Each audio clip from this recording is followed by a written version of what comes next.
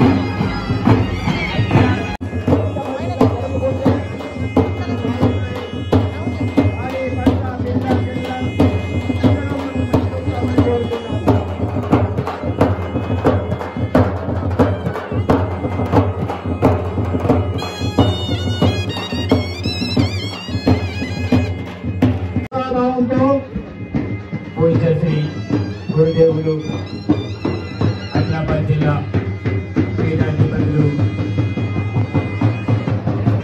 గారికి మా యొక్క ఆలయ కమిటీ తరఫు నుండి గ్రామస్తుల తరఫు నుండి స్వాగతం. వారికి మా యొక్క గ్రామం తరఫు నుండి ప్రత్యేకమైన ధన్యవాదాలు. వారికి మా శిరస్సు వచ్చి పాదాభివందనాలు చేస్తున్నాము.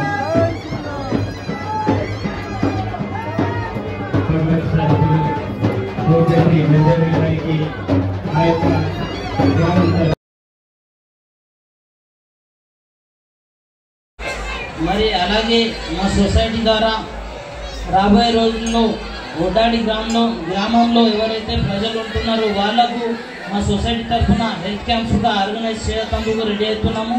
మరి అతి తొందరలో ఇక్కడ హెల్త్ క్యాంప్స్గా ఆర్గనైజ్ చేస్తామని కోరుకుంటున్నాం. చాలా ధన్యవాదాలు సార్. అట్లాగే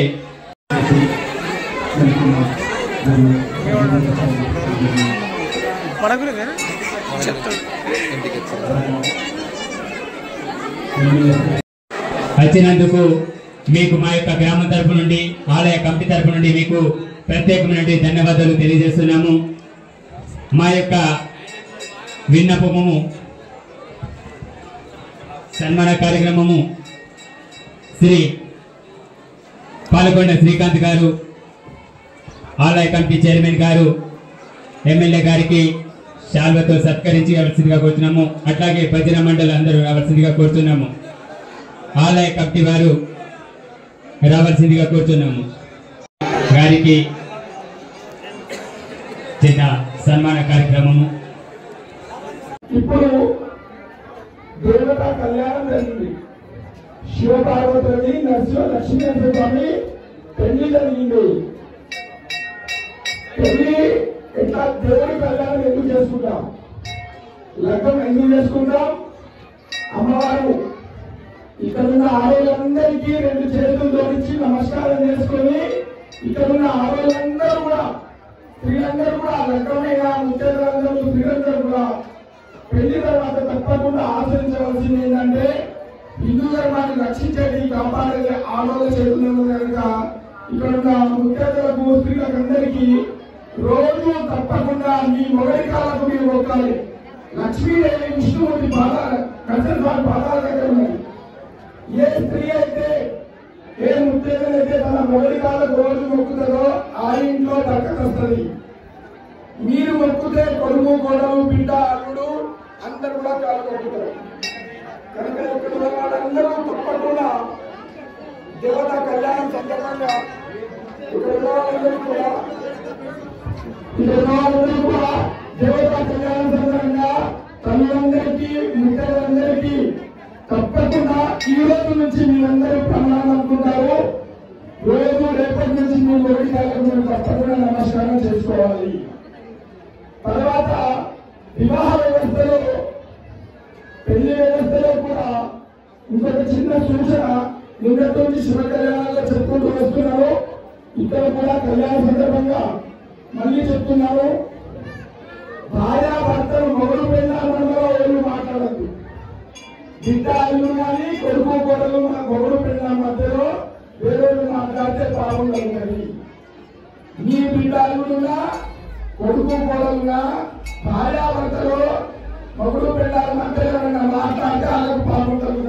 ఉంటుంది సంసారాలకి ప్రజలు ఎక్కువైతున్నాయంటే మొగుడు పెళ్ళాల మధ్యలో తల్లిదండ్రి ఇన్వాల్వ్మెంట్ కావచ్చు. కోడలు తల్లిదండ్రా బిడ్డ తల్లిదండ్రులు కానీ మొగుడు పెళ్ళాల మధ్యలో